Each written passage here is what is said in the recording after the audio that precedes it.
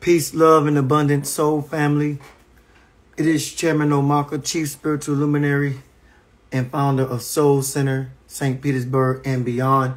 I am here bringing you a higher self-conscious therapeutic message today from the depths and the bowels of my soul. So I want you to be engaged with me. We're going to talk about a lot of things in this topic today. So I like to let us engage, let us elevate as a people and rise as a nation so that we can uplift ourselves out of this pit that we find ourselves in oftentimes. And I am thankful for those of you joining me live here in Instagram and here on Facebook.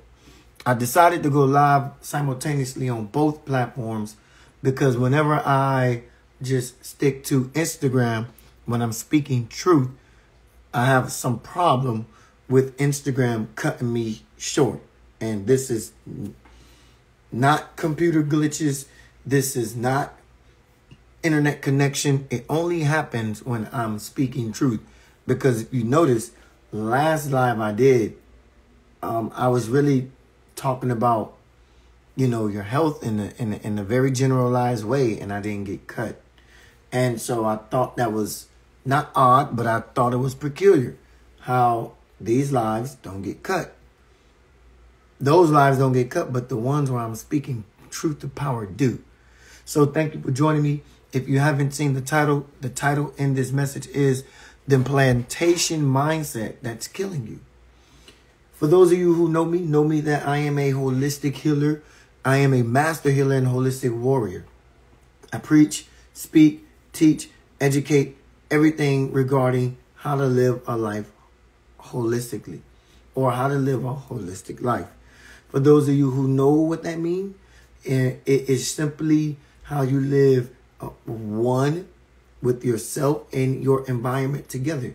How you live a holistic life of peace, of abundance, of prosperity, of love, of joy, of contentment right here in the present moment, not in the future, not in a year from now, but right now, being happy with where you are, being happy with who you are, being happy with all that comes with life right now.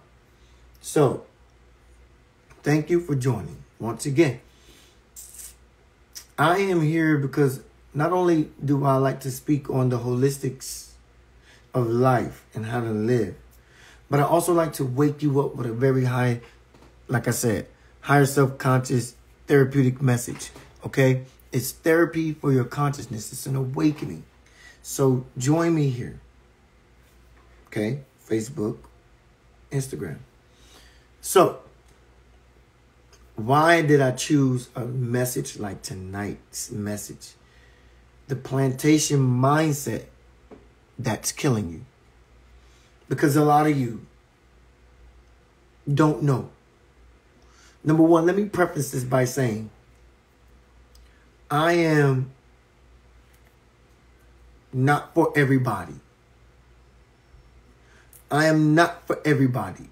Let me explain that.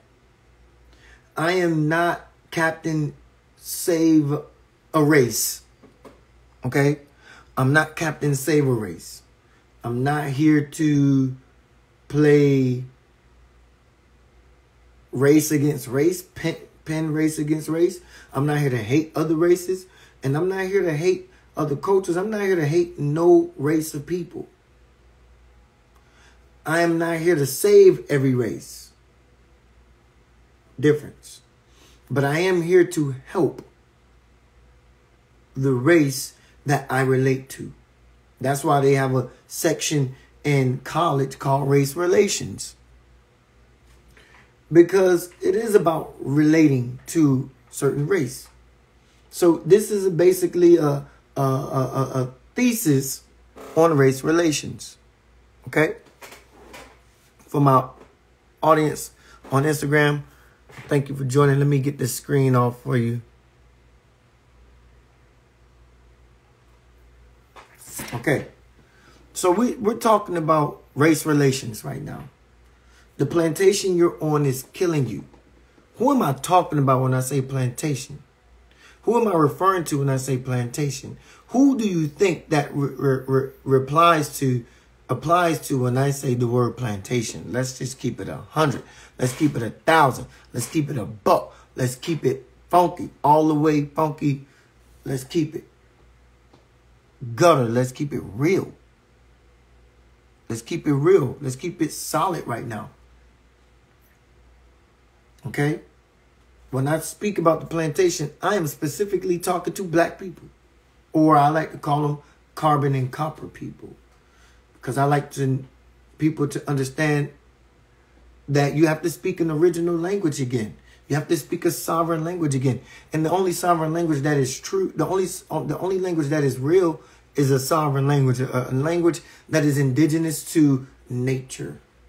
And in your nature, you're a carbon and copper based being, period. So I'm going to just say that and get it out the way now. But let me keep going. So speaking to the carbon and copper people, you have to understand that the thing that you have going for yourself, and I want to say this before I go deep. I got to say this too before I go deep. Speaking to carbon and copper people, I need you to understand something. That you may be looking at life and be like, oh, we're all created equal. We're all the same. Science and genetics will speak against that. I'm going to say that again. Science and genetics will speak against that. So don't mind me for being the one to be the voice for science and genetics. What I'm saying is don't get mad at me as I bring the truth to you. Because if you just go do some research and you go do some scientific research and you go do some, you go look at the genetic structure of your own makeup, you will see that what I speak is not farce. It's not from me just trying to be, race baiting or fear mongering or any of that. I'm not race baiting. But I am here to say for carbon and copper people that science and genetics will speak different. And I'm just going to be the voice for science and genetics tonight. So don't get mad at me for being the voice for science and genetics. Okay? As we get that part out the way. You need to understand that no, we are not all created equal. We are not all created the same. We're just not. And I know some of you would like to think that. I know you want to think that. I know you want to believe that we're all created the same, but science will show you that we're not. But let's get away from science. Let's get away from genetics. Let's talk about the plantation. That's why tonight I say the plantation you want is killing you. Let's talk about the plantation. The plantation that you're on, the plantation mindset is killing you. Ooh, what's the plantation mindset? I'm happy to oblige and explain to you the plantation mindset. For those of you who think that you are created equal, and I'm speaking from experience, for those of you who think that you are created equal, we all know, when you go as a carbon and copper based being, when you go and try and get a job, or you do get a job and you want to get promoted, who always get promoted over you? Who always get the promotion first? Who always will get? Do you know that this is science again? Scientific research has said that a convicted white person,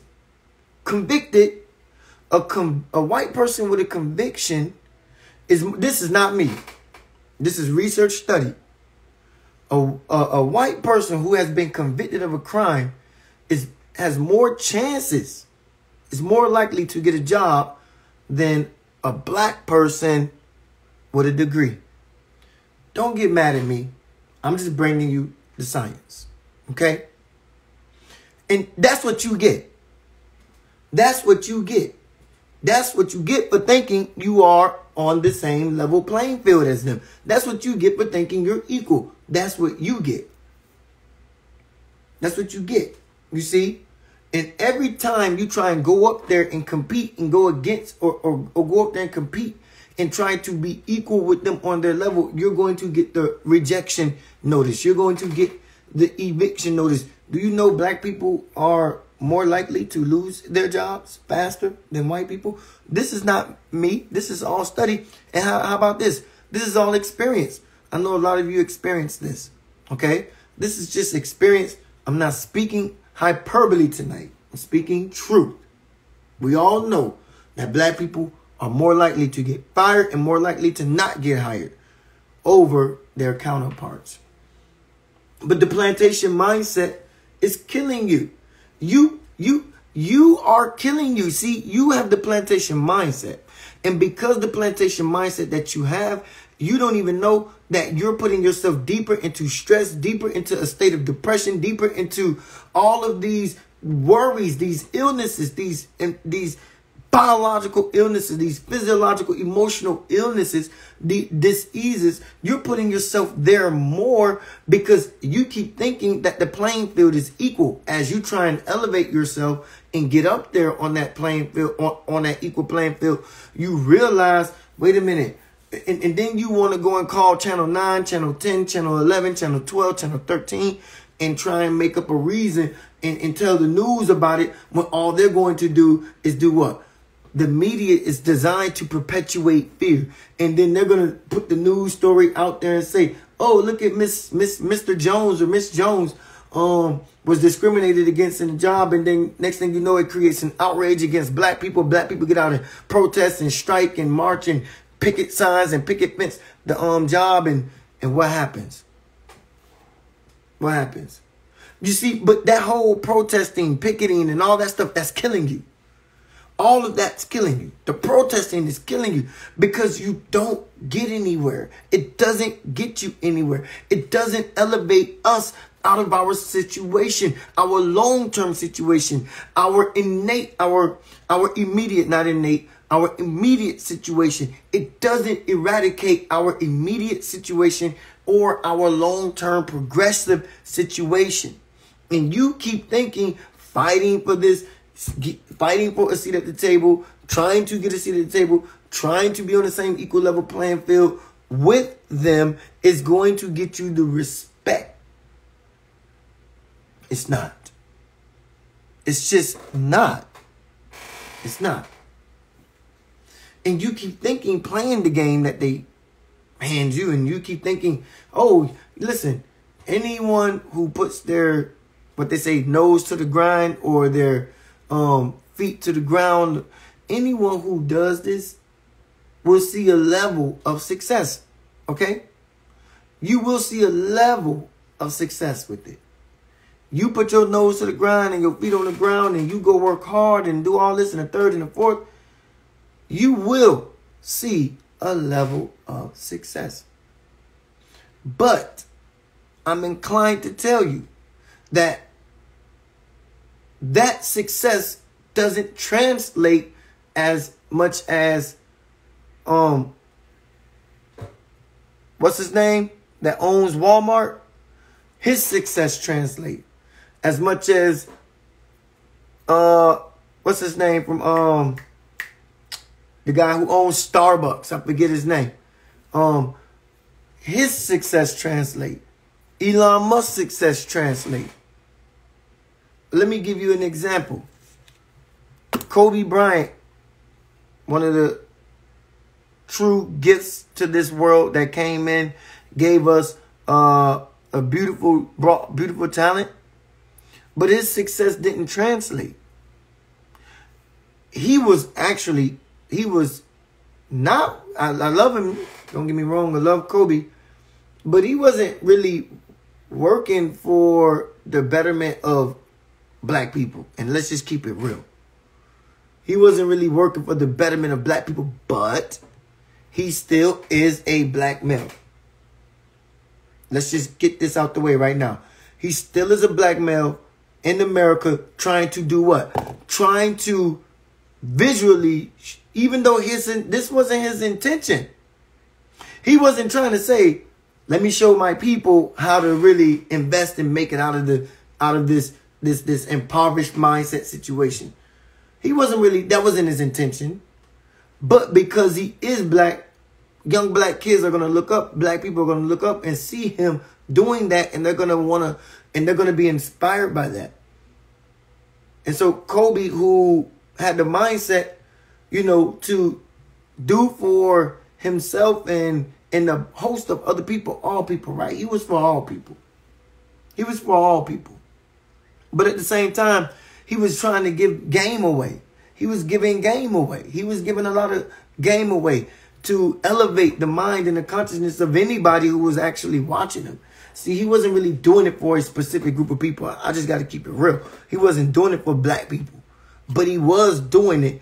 And as he is a black man, he was showing black people, you know, indirectly. He was showing black people a beautiful way of making it and through investing in yourself and in your brand, building your brand and investing in that brand. So he was showing us that. But he's on a plantation. Being on a plantation, you're not going to rise higher than the master of that plantation. And this is why it's killing you. Because you think that us getting together as a group of people and going out there to fight this man and going out there to protest this man and going out there that he's going to all of a sudden just turn over and say, okay, yeah, you can have it. Yeah, we're going to put you over us. Yeah, we're going to give you more than us. Yeah, we're going to give you higher positions than us. Yeah, we're going to allow you to set yourself up for you and your children. And again, individually, you can go out there and put your nose to the ground and become successful, but it doesn't translate. Okay? Jay-Z, that's the name 1. Oprah, that's the name 2. Michael Jordan, that's the name 3. Their success doesn't translate. It doesn't translate. Actually, the word would be more, the better word would be it doesn't transfer. It doesn't transfer. You understand? The rich and famous and successful black people, success does not transfer. Hold on. Let me hit you with another. Let me hit you with the opposite of that. Let me hit you with the opposite of that. Okay? Their success doesn't transfer, but neither did Malcolm, Martin, Marcus Garvey. Neither did their success transfer. Oh, we can say, oh, yes, it did. And it did. But what I'm saying is they did not become the multimillionaire billionaire. So what they did not transfer into money. What they did not transfer into or translate over into financial freedom and success. So what am I saying? I'm saying this, beloved. Malcolm, Marcus, Ida B. Wells, all of these black liberators, their success translate spiritually and emotionally, but it didn't transfer financially. So therefore, even our freedom fighters, we did not and could not gain anything financially from it because they died broke. They died broke. So we didn't gain anything. So we couldn't, our freedom fighters could not even create a system or a blueprint for us financially, a financial blueprint. They could not create a financial blueprint for us simply because they were busy fighting on the plantation. So while they're doing one thing, the other thing lacks. While they're doing one thing, the other lacks. So with that fighting, they could not create a financial blueprint success for us. No. So it don't translate, right, into financial freedom or dollars. It doesn't translate into dollars. Okay? But you look at Kobe, you look at what he was trying to do. It didn't transfer because he was doing it for everybody. But he was a vision. He was a visual. We were able to see.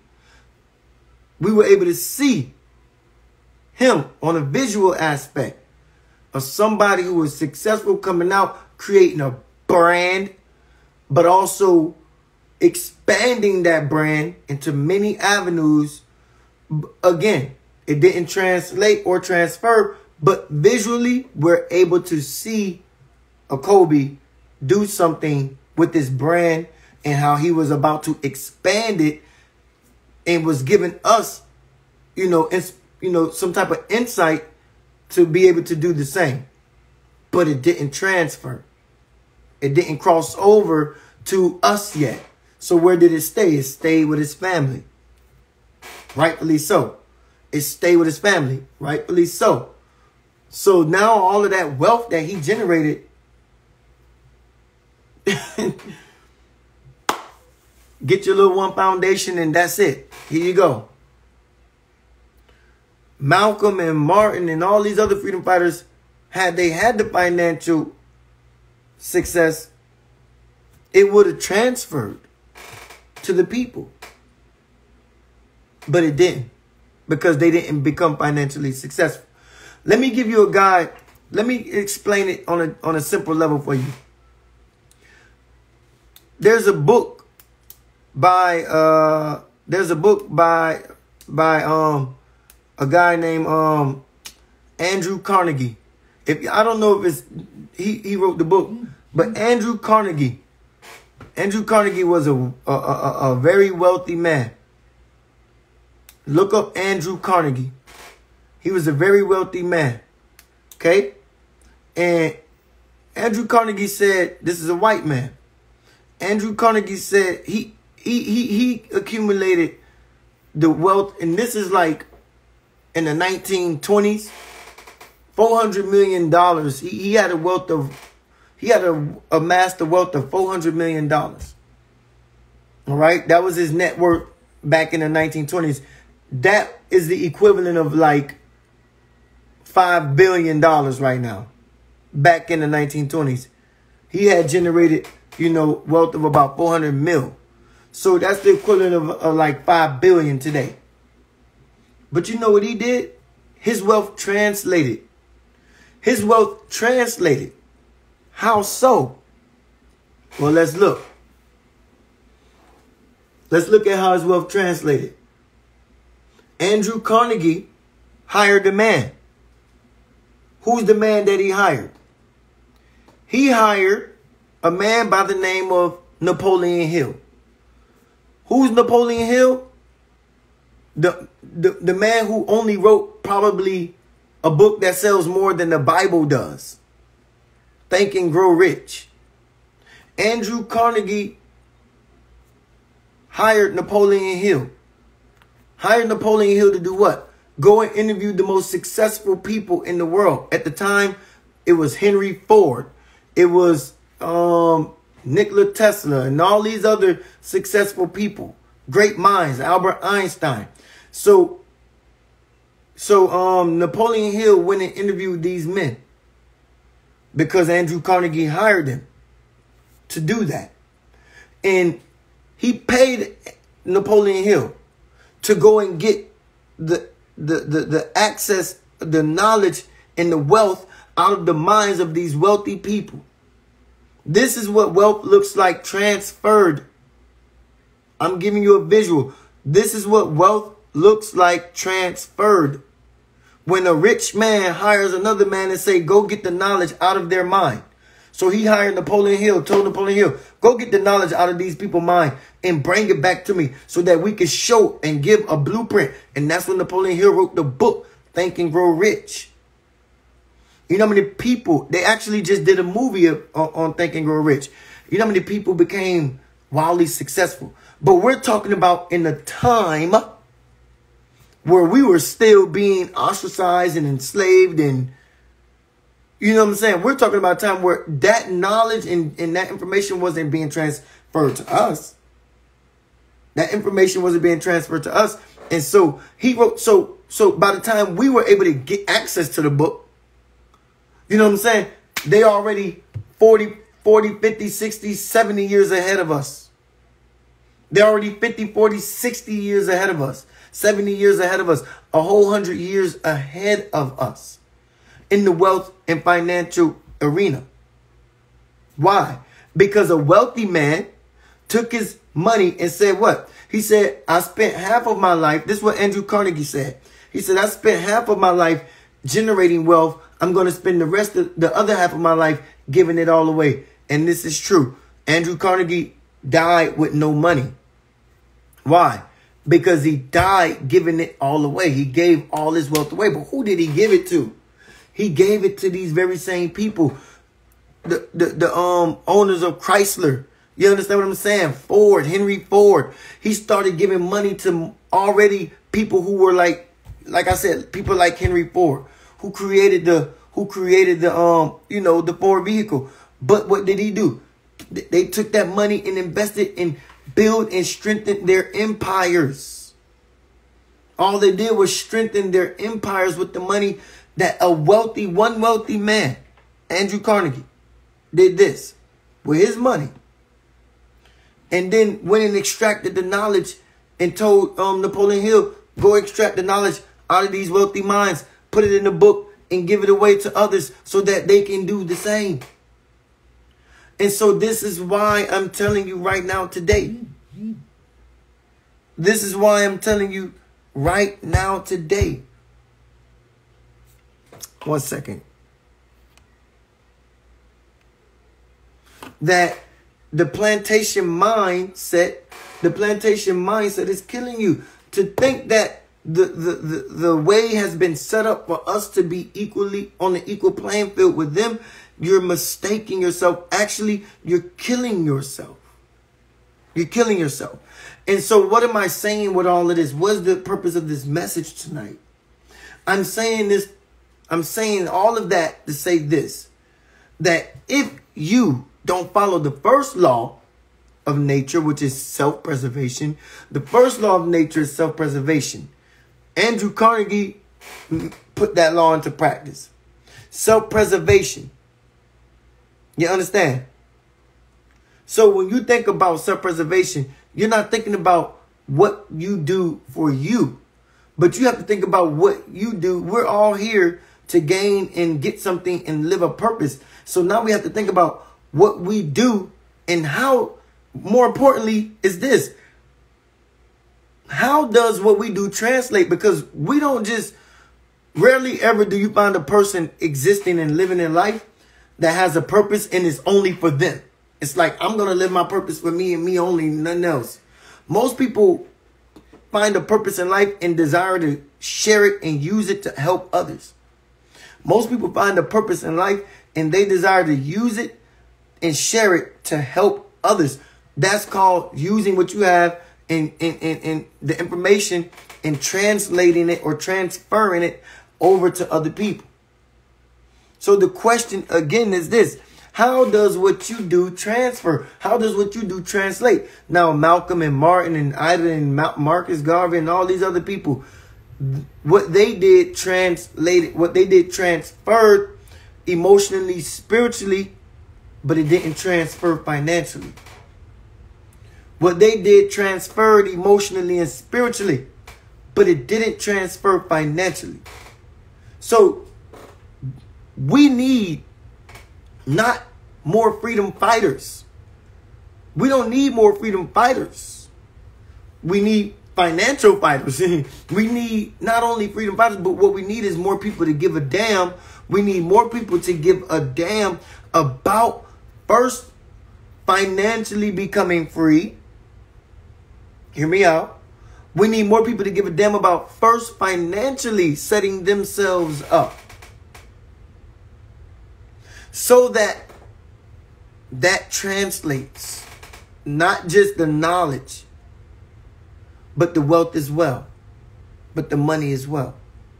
As Andrew Carnegie did, he gave his money away.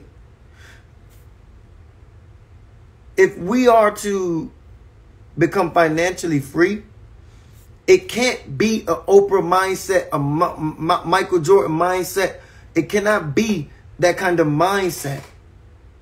It cannot be this individual, I made my millions and that's it. I'm not going to do. Now, we all talk about Oprah and her schools over in Africa, and which is okay and good. You understand what I'm saying? She's helping African children, building schools in Africa. No problem with that. You understand what I'm saying? But over in on the plantation, that's why I titled it The Plantation. The plantation mindset is killing you, because this is the plantation. And on the plantation, none of that translates. None of what she does translates. It doesn't transfer or translate. Okay? It don't. It don't translate or it don't transfer. You seen Oprah on her show years ago? She give a car to everybody in the audience. How does that actually translate into anything? You just gave a bunch of cars away. How does that translate to anything? And I'm not here to say Oprah's responsible for giving her wealth away. I'm not here to say Jay-Z's responsible for giving his wealth away. I'm not here to say Michael Jordan's responsible for giving his wealth away. I am here to say this. We have to look at people and aspire to be, follow, lead, and hear from the people that are actually teaching us financial liberation. You understand? We have to. I hear you, Candy. We have to lead, follow, and aspire. So it was beautiful that we had our freedom fighters, because that energy translated in spirit, in emotion, and in our mental. It translated into those beings. But they couldn't translate financial freedom to us because they wasn't on that wave. They wasn't on that wave. They wasn't teaching us about finances and financial freedom. So they couldn't translate that information to us because that's not where they was. That's like me trying to translate financial information to you when I speak on health and I speak about health. I'm not the guy to go to for financial advice. I'm not the guy to come to for how to set up your ROI or your 401k and your I'm not here to help you, teach you about stock investments, because it doesn't apply to me, as far as it doesn't move me. And it doesn't give me the energy or the passion to translate that information. What gives me the energy and passion to translate information is knowing how I myself work on my own health and knowing how to apply it, and then knowing how to give it so you can apply it. It gives me a lot more joy to speak about health on the mental, spiritual, emotional, physiological, and biological level. It gives me more joy to speak about health. It gives me pleasure. Why? Because without health, you don't have a mind.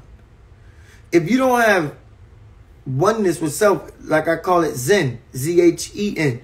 If you don't have Zen, if you're not Zen, if you don't have that Zen about yourself, it's going to be very hard to find peace and happiness in self-love. It's going to be very hard to find peace and happiness with yourself.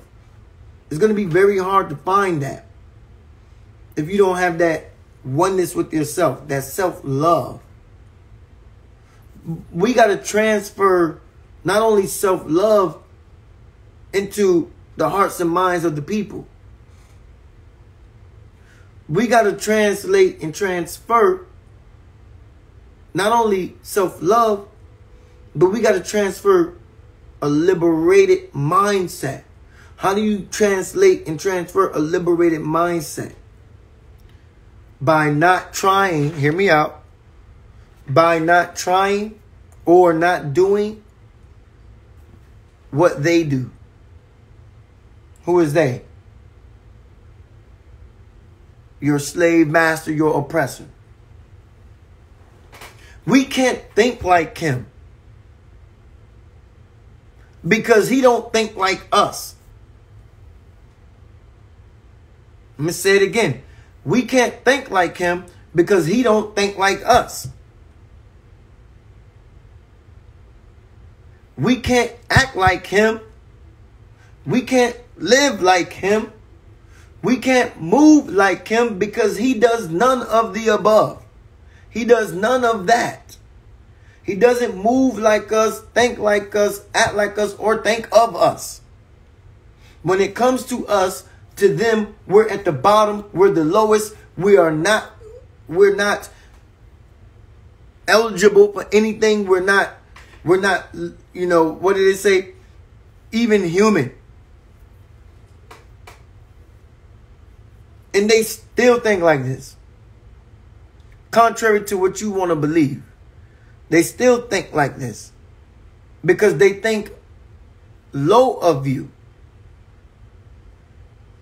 And for you to think that you are on an equal playing field with them, you are sadly mistaking yourself.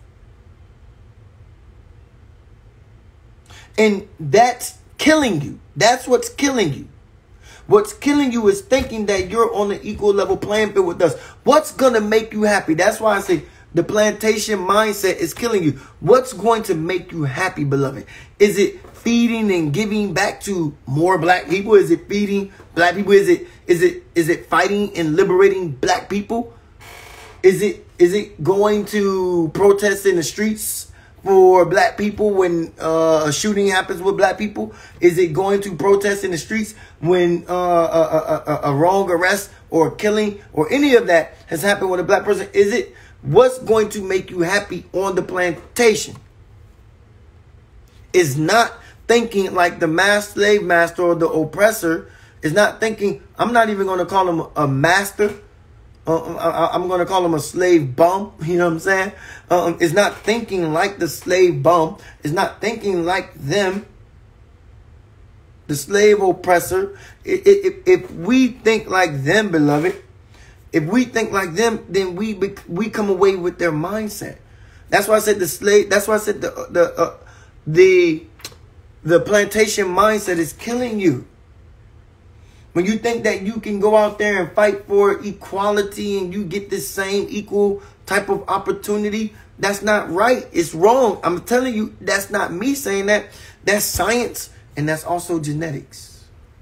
But that's science. Their science proves their science. Okay, you don't believe me? Go do a simple Google research on anything scientific when it comes to black and white. When it comes to money and it comes to finances and it comes to education, you'll see whites rival over blacks. When it comes to health issues, blacks rival over whites. Do you think that's like just by happenstance that happens like that? No. When it comes to finances and it comes to success and it comes to achieving things and it comes to buying homes, when it comes to all of the good things, when it comes to accumulating all of the good things, whites in their scientific study, because remember who does the research studies anyway, they're going to skew the numbers in their favor anyway. So when it comes to looking up, that's why I don't usually like, that's why one of the funniest things to me is when people say study shows. Fuck a study. Because the study was done by somebody that has nothing to, the study was done by somebody that don't even know who you are genetically. Can't know you genetically. You understand? So when people be like, study shows, I be like, shut up with the study. Give me experience. You understand what I'm saying? Study shows this. It's funny when I hear people say study shows. Study shows what? Who studied? Who did the study? MIT. Oh, University of Stanford. Well, who's in those goddamn rooms in University of Stanford? Who's in those rooms of Harvard? Who's in those rooms of Yale? Who's doing this and conducting these studies? The numbers are always going to be skewed in their favor when it comes to financial freedom, achieving goals, buying homes, starting businesses, being more successful. The numbers are going to always be skewed in their favor. But when it comes to health, when it comes to a health issue, the numbers are skewed in not so much in our favor. Yeah, I wouldn't say that's favor. You know what I'm saying? But the numbers are skewed. Blacks are the highest in high blood pressure. Black are the worst in most in diabetes. Black are the worst in sickle cell. Black got all of the issues. We got all of the fucking problems, but we got none of the goddamn achievements and success. How is that? Because, beloved, you keep playing their game. You keep thinking you are equal on their plantation, and you got the plantation mindset. And what happens? All you do is continuously fall by. See, here's the funny thing. The funny thing is this. You keep thinking that the more you get their mindset, the more you rise up to be with them, the further you actually fall.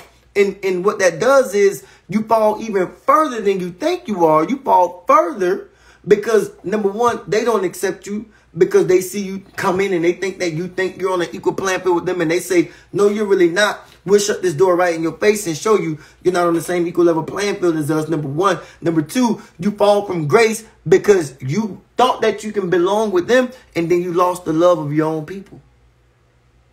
You thought that you could go up there and play with them and belong with them. And what you end up doing was losing the love of your own people. Now you have to get the mindset and say, you know what? Fuck my people. I don't care what they think of me, and fuck them. I don't care about the slave oppressors not accepting me.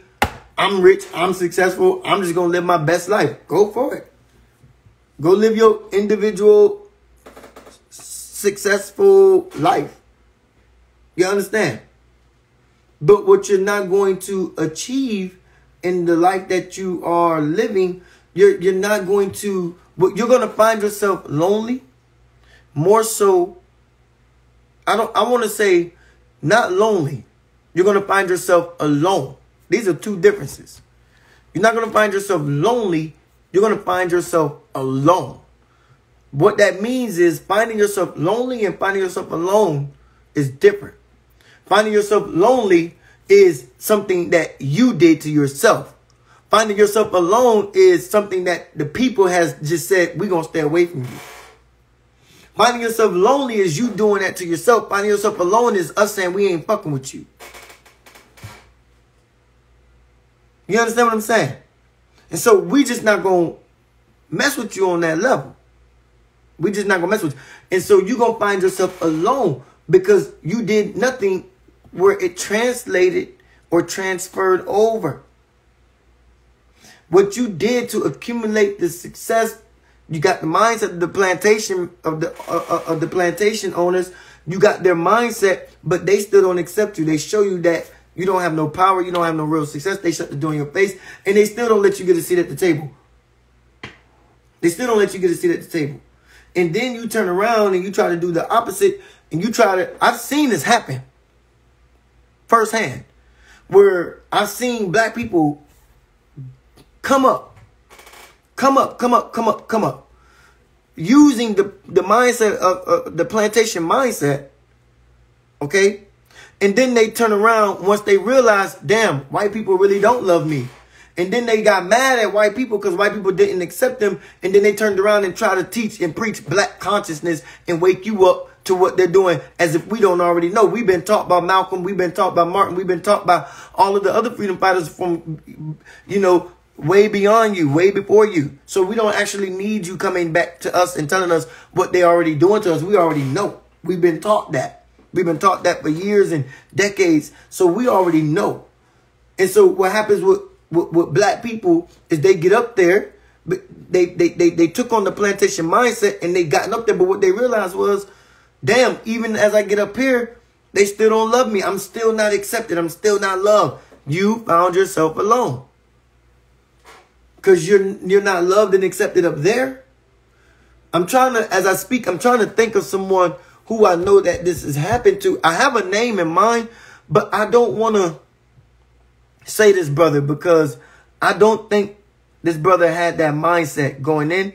But it was really funny how, you know, I don't know if I want to say this brother's name, but he was in the music industry, and he, you know, I'll tell you whose name. I'll tell you an entertainer. I don't mind using this person's name. I'll give you an entertainer who did this.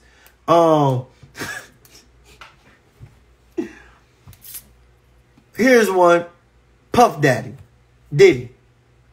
He goes by Love now. I'll give you him. He used the plantation mindset. He's up there now. He's with them, but he thinks that we listening to him. But he wasn't the one I was originally thinking of. I was going to say T.I. T.I.'s one. T.I. came into the music industry and he had this whole trap mindset, trap music, trap mindset. But let's keep it 100, right? T.I. knows that's what sells. T.I. So whose mind is T.I. coming from? Experience with being in the hood when he preaches and speaks on his rap music, rap albums? Is T.I. coming from the hood with that mindset? Or is T.I. taking on their mindset by speaking about trap music, speaking about rap music, speaking about this and the third that happens in the hood, speaking about shooting and killing? Is that a hood mindset? Is that a black mindset? Or is that a white mindset? I'm just asking you a real question. Whose mindset is that? Because that's damn sure not a mindset. That's not a conscious mindset. We already know that. That's not a conscious mindset. That's the plantation mindset. Speaking about trap music, trap music, drugs, girls, derogatory slang words toward women, shooting and killing, busting somebody's head. That's plantation mindset. That's plantation mindset. And then he turns around and tries to come back to the community and speak to us. Nah, bro. Nah, it's not going to work now.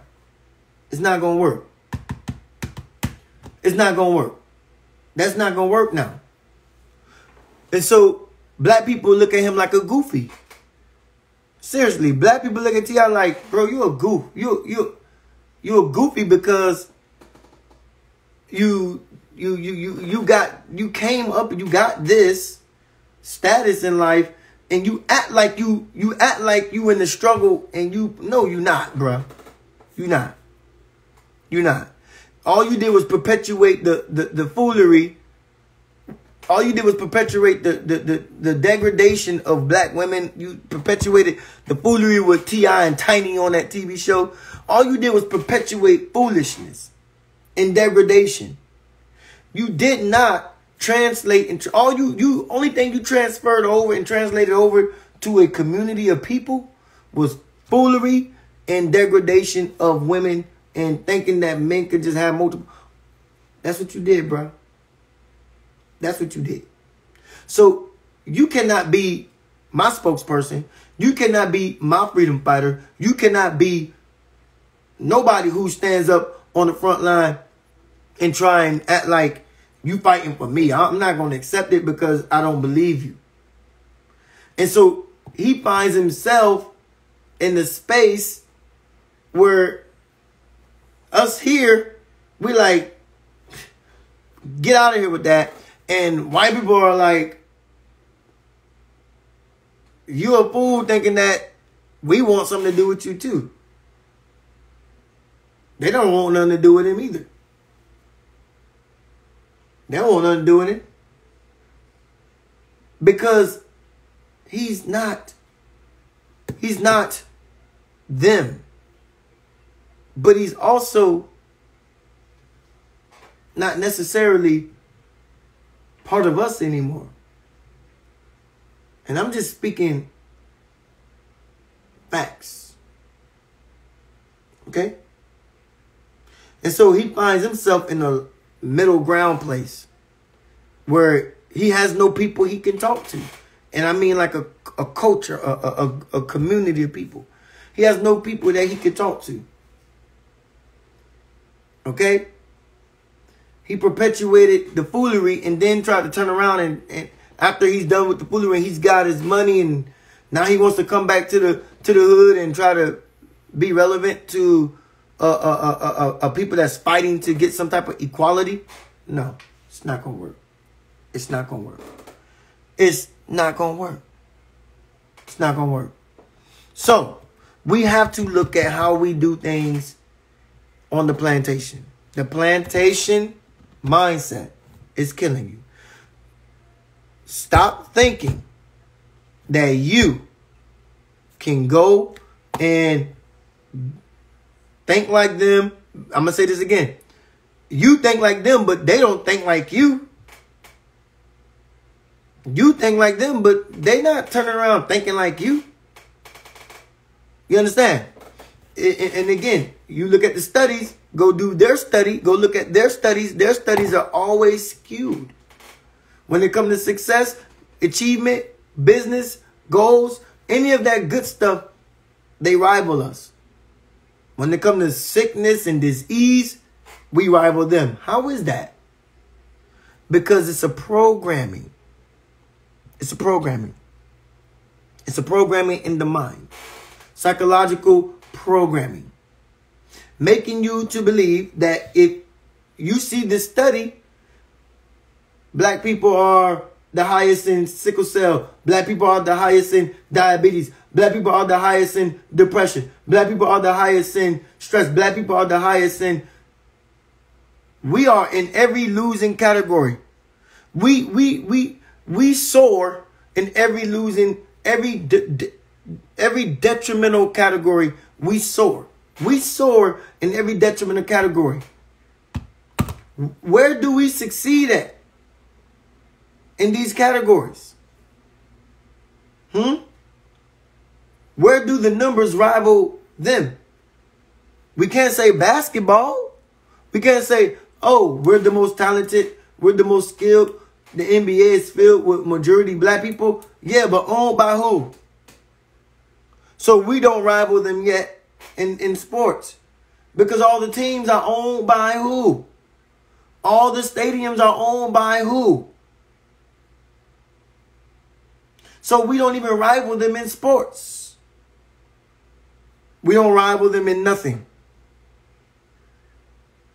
We don't rival them in nothing. In the audacity of you to think that if you take on a mindset, a plantation mindset. What's a plantation mindset? A plantation mindset is, I'm going to break it down for you. A plantation mindset, okay? Is to believe that if I just go to school, get this PhD. Whoever heard me say what a PhD means? A PhD means this person here, this person honestly is dumb. That's what a PhD means. This person honestly is dumb. Okay? Okay? That's what it means. This person honestly is dumb. Because you is, if you think that a degree is going to get you in the door over experience, over life experience. You understand? Experience trumps any degree. Period. Okay? You understand? So, when you think that a plantation mindset is, oh, I'm going to go get this degree. I'm going to go and get my credit up to 700, buy this home. And most of the time you go buy a home in the white neighborhood. I'm going to go get my degree, buy this, get this career, work this career for 40 years.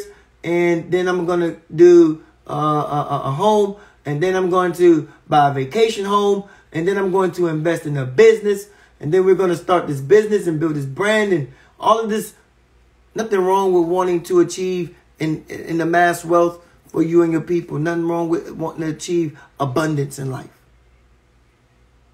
But if you take on the plantation mindset because that's the blueprint they gave you, if you take on a plantation mindset because that's the blueprint, then beloved, you have thus did what? Took on their mind and ostracized your own self from your people. Now, once again, there's a lot of people that's like, I'm not here to fight for black people. That's good. You're not here to fight on behalf of black people. You're not here to help liberate black people. You're not here to free black people's mindset. You're not here to nothing for black people. You're like, I don't look. Each man for themselves. Every man for themselves. Good. That's you. That's fine. But I'm here to tell you, if that's you, and you got that mindset for just you, your husband or your wife, and your children, that's good. That's fine. But we all see that kind of mindset never translates and transfers over into a culture. So the Inca people, the indigenous Inca people of Native America, of Central and Latin America, they left their people scribes, all in hieroglyphs. Same with ours in Kemet. They left us hieroglyphs. They left us writings on the wall. They left us petroglyphs, writings in rocks. They left us scribes and engravements. They left us a knowledge about ourselves. Do you understand that knowledge that it is inscribed, those hieroglyphs and those petroglyphs? Do you understand that knowledge is actually wealth knowledge attained and pertain to you? It's wealth knowledge. It's prosperity knowledge. It's information that tells you this is how you survive as a people. Our ancestors left us a roadmap, a GPS, a blueprint on the hieroglyphs, in the petroglyphs. They left us a GPS. They left us a map. They show us that these writings and these scribes that they left us, they said this is the way to your survival. What did I say in this video earlier? The first law of nature is self-preservation. In those writings on the walls of the Inca people, those writings on the walls of the Aztecs, those writings on the walls of the native tribes, those writings on the wall of the African tribes, those writings in Egyptian tombs, those writings in hieroglyphs, all those scribes, all that is wealth knowledge. Pertain to a people. Pertain to a people. Okay? Not all people. A people. A people. And if you study not the hieroglyphs, because you may not be able to break it down. You may not be able to read the hieroglyphs. You may not be able to know what that stuff means. But if you study history, the life of your ancestors, how they lived. See, you don't have to study the hieroglyphs and the petroglyphs and try to break it down and understand it. You just have to observe and study your ancestors who did understand it, who did write it. Study them. Study what they did. Study how they lived. They lived within a group. A group of who? A group of their own people. And that's the moral of tonight's message. That's the moral of tonight's story.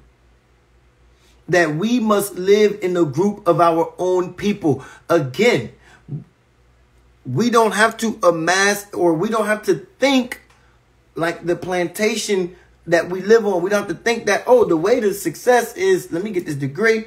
Let me get this job. Let me get this career. Let me build myself up. Let me get a 401k. Let me get a nice home and let me pass this on to my children, and they pass it on to their children, and that and that and third. No, beloved. The way our ancestors showed us and the way our ancestors did it, they did it for the group of the people. They showed us because why? Because we live, because we have to understand that we have to go back to living within the group setting mindset. We have to think group setting. We have to think group mindset. We have to think group mindset. We have to think group setting. If you get outside of that, you're thinking, to get outside of that is thinking as the plantation you're on. Beloved, our ancestors were always trying to find a way to get back home when they were brought over. They was like, yo, this ain't our home. This ain't us. We got to get back to where we belong. We got to get back to where we belong. So we wasn't always trying to, we wasn't content with being here. But over the years, we've gotten content. We've gotten complacent. How and why? Oh, well, because their mindset, the plantation mindset, the blueprint they left for them. But now the blueprint they left for them is not for us. That's why I said this. They're not thinking about you. Why are you thinking like they don't think like you? Why do you think like them? Why are you thinking like them when they don't think like you? They don't think like you, but you think like them. And that's strategic. That's strategic. They tell you, oh, we're the worst in high blood pressure, high diabetes and all this, sugar diabetes. We're the worst in Alzheimer's. We're the worst in osteoporosis. We're the worst in arthritis. We got the worst of everything, right? We got the worst of everything. But they try to give you the remedy for that by telling you, eat this, that, and the third, and the fourth, and the fifth, and the sixth. And then you go eat that, and your problems perpetuate. Your problems manifest. Your problem metastasize. Your problem exacerbates its own self. Your problem even grows and becomes a more compound problem. Because you're trying to fix. Y'all ain't even hearing me right now, man. You're trying to fix a problem. You're trying to fix a problem with the problem and not with a solution.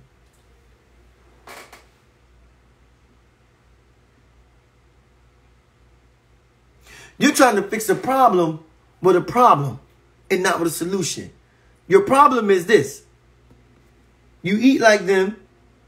I mean, your problem is this. They say we got the highest in all these diseases. And then the remedy they give us is eat more of this, eat more of that, eat this, eat that, eat more of that, eat like this, eat like this, eat that. And you think that eating the way they tell you to eat to remedy the problem that you have, that's the problem in and of itself. Eating the way they're telling you to eat. That's another problem. That's a compound problem. You're trying to fix a problem, but you're compounding your one problem with another problem. Beloved, you cannot solve your issue eating the way they tell you to eat from the way they taught you to think. Because the way they're telling you to eat is still getting their mind. Okay, they say eat this, let me eat that. Beloved, I'm going to say it again. Science and genetics prove that we are different. Science and genetics says that we are different. And this is not me speaking from my heart. This is me speaking from actual fact. That science proves this and genetics proves this. We cannot eat what they eat and think that we're going to live a happy, healthy, holistic life. We cannot eat like they eat. We cannot do what they do. I was on Instagram the other day. And yesterday, and I found this guy on Instagram, white guy, really built, muscles all over the place, big old beard. And he was talking about some of the things I subscribe to. Nature, getting in the sun, getting more in nature, planting your feet on the ground. But he was also talking about eating Raw Meat. Before I learned that he was doing all that, I hit the follow button. I said, let me follow him. He's subscribed to what I talk about. Let me hit the follow button and see what this man, where he goes with this. Let me catch what this man say. And then I saw the man talk about eating raw meat. Then he started eating raw liver and raw bone marrow and raw, you know what I'm saying? Literally raw testicles, animal testicles. Eating raw. I was like, unfollow quick. Hit that unfollow quick. Like, nah. Because I had to remind myself. When he was talking. And he was using this language. Our ancestors, they ate like this. Our ancestors were primal. Our ancestors ate like this. And then I had to remind myself. I said, he's right. His ancestors did eat like that. His ancestors did eat like that. Very barbaric, very Neander, very just cave type beast mentality. They did eat raw like that. You understand? Raw meat, raw everything. They did eat like that. I was like, our ancestors don't eat like that. So you can go eat like that. And I just left Egypt. Okay? I just left Egypt. And they still practice they still live very orthodox. Like of our ancestors. They still live orthodox. Very orthodox living. They still practice some of the same old traditions.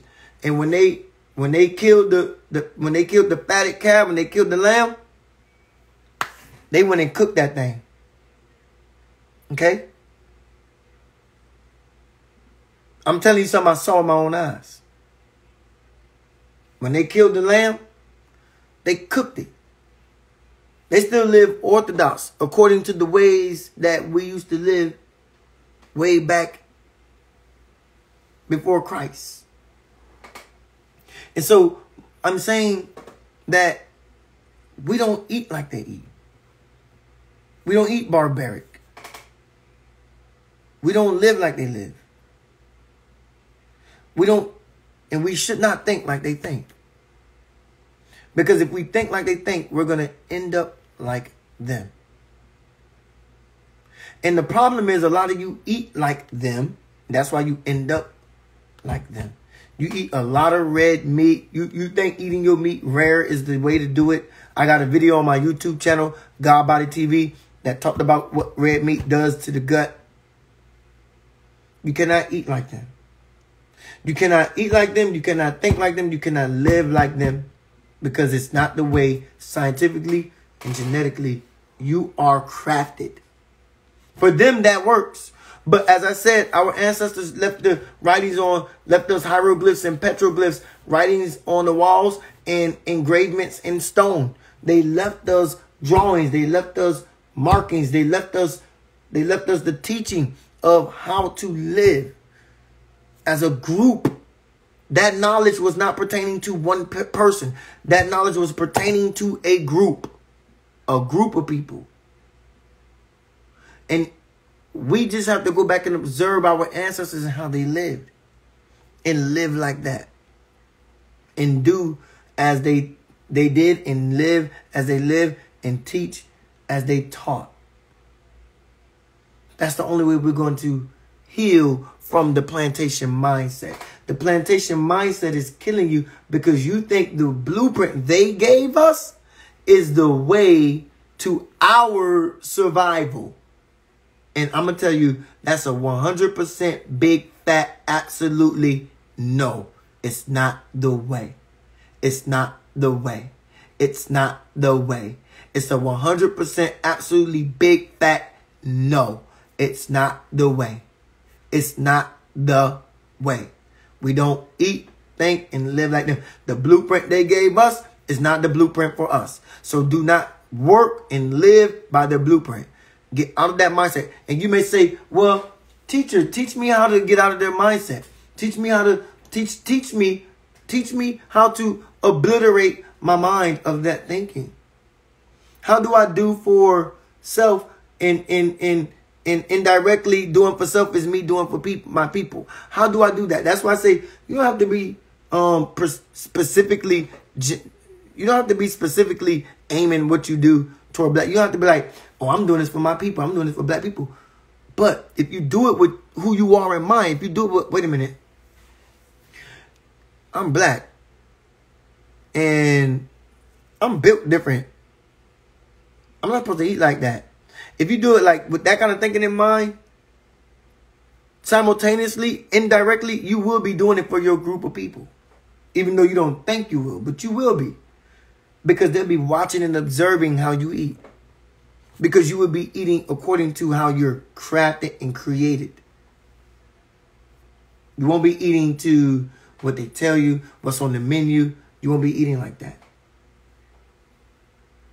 Okay? So don't live like they live, don't think like they think, because the plantation mindset is you thinking their blueprint is the way to live for you. It's not the way. The blueprint they gave us, grow up, go to school, get a degree, get a career, buy a home, get retirement, buy a vacation home, travel, and that's it. That's the blueprint they gave us. That actually is a mindset that keeps you oppressed. It's an oppressed mindset. Why? Because you're living according to their way. You're living according to their blueprint. It's an oppressed mindset. It's not a original mindset, and it's not a culturalistic mindset. Live according to your culture. I'm telling you, you will be more healthier that way. You will live longer that way, and you will have something to give back that will translate and transfer that way. Live according to your culture. Love your people. Love who you are. Love the skin you're in. And love thinking culturalistic first as we live holistic together. Cool? Good. Glad I was able to bring you something informal tonight, something enlightening tonight. Glad you stayed up with me on this live. Glad you heard me. Glad you hopefully you take this in. Hopefully you got something tangible from this. If you got something tangible, let me know in my inbox that you grabbed something tangible from this. The tangible thing I want you to take away is scrap the plantation mindset right now. And this may sound extreme, but I'm going to say it.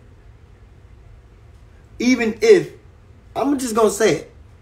If you feel like you're someone in school, you're in school, right? And you may say, I've been contemplating leaving school anyway. I'm going to tell you, then do it. It sounds extreme, right? You'd be like, why would you tell someone to quit school? Well, shit. Whose knowledge that's being taught in the school anyway? I wouldn't encourage you to quit anything, but I would encourage you to take another look at what you're being taught. You understand? Let's take a look at what you're being taught. What are you being taught? Huh? Whose knowledge are you being taught? I don't care what kind of degree you're going for. Whose knowledge are you being taught?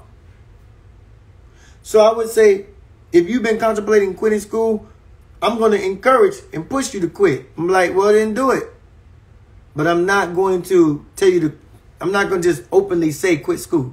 But if you have been contemplating doing it, I would tell you, follow your instinct, follow your intellect, follow your intuition. The 3 guiding principles that will get you everywhere in life. Follow your instinct, your gut, follow your intellect, your mind, follow your intuition, your heart. Okay? I love you. I love me. I love us. Be well, be loved, and be light, my beloved beings out there in the world. And always remember to live from the soul, because it's the only way to live. And find me back here again live whenever it happens. Join me on this uplifting, therapeutic, elevating of the conscious mind. Okay? I love y'all, for real. And beloved, hit me up if you got any questions on needing guidance. Need some guidance? I got you. I got you. Peace.